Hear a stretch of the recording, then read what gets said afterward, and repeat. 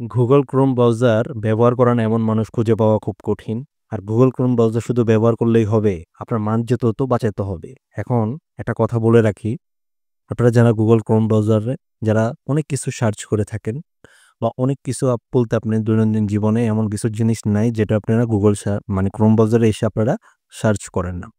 But এখন যদি আপনার এই ফোনটি যদি অন্য কেউ যদি হাতে নেয়, তখন কিন্তু সে দেখে ফেলবে আপনি এমনও আছে অনেক গুরুত্বপূর্ণ জিনিস হচ্ছে আপনি সার্চ করে দেখেছেন, সেটা হচ্ছে অন্য যে কেউ ফোনটা হাতে নেওয়ার পর যখন গুগল ক্রোম ব্রাউজারে যাবে, তখন কিন্তু সে দেখে ফেলবে যে আপনি কি সার্চ করেছেন।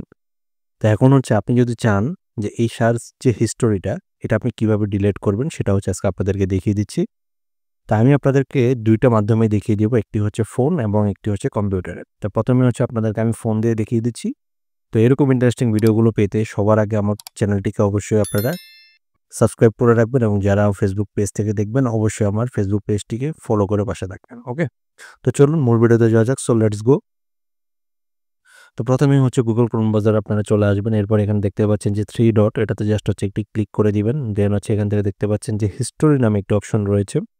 এটাতে জাস্ট হচ্ছে একটি ক্লিক করে দেওয়ার পর এখানে দেখবেন যে আপনি এই যাবৎ পর্যন্ত যতগুলো আপনি সার্চ করেছেন সব কিন্তু এখানে চলে এসেছে। বাট এখন যদি আপনি চান যে না আমি একটি, একটি করে আমি ডিলিট করব।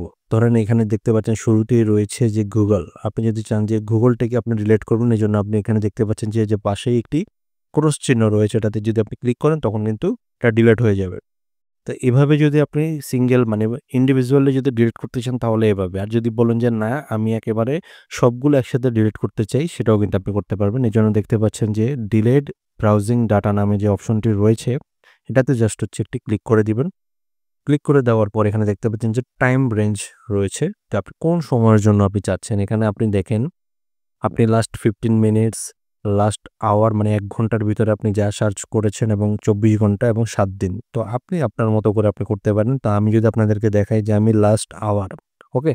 আমি লাস্ট আওয়ারটাকে সিলেক্ট করে দিয়ে এখান থেকে দেখতে পাচ্ছেন যে ব্রাউজিং হিস্টোরি, দেন হচ্ছে কুকিজ মানে ক্যাচ, এই ধরনের যত কিছু রয়েছে সবকিছু কিন্তু ডিলিট হয়ে যাবে। আপনারা স্ক্রল করে নিচে গিয়ে সবগুলোকে চাইলে আপনারা টিক মার্ক করে দিতে পারেন।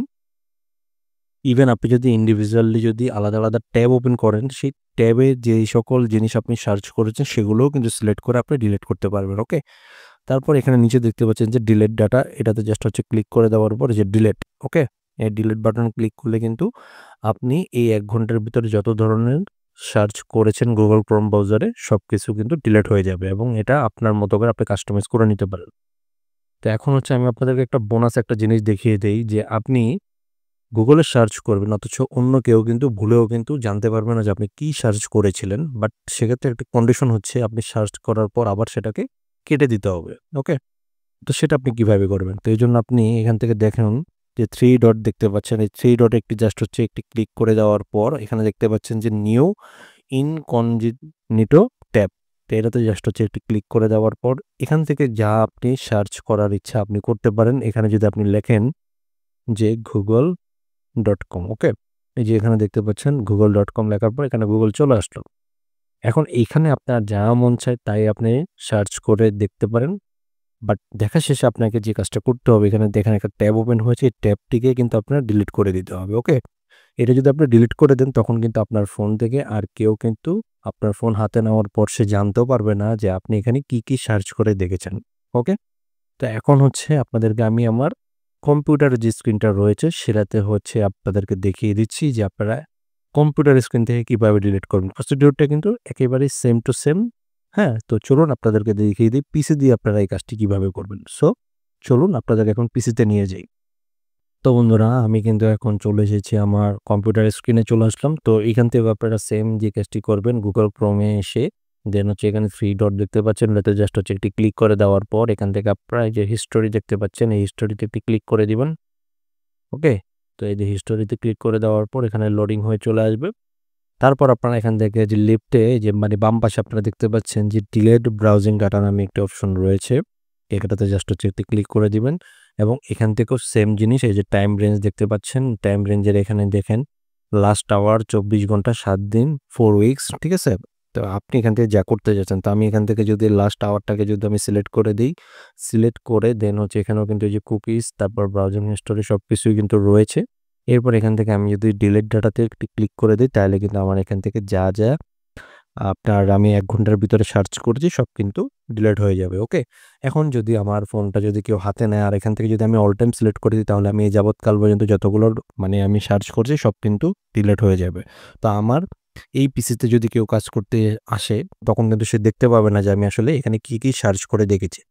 এখন এখানেও কিন্তু সেই বোনাস যে অপশনটা আমি আপনাদেরকে মোবাইলে দেখিয়েছি সেই কাজটা আপনারা এখান থেকেও করতে পারবেন। জাস্ট 3 ডটে চলে যাবেন।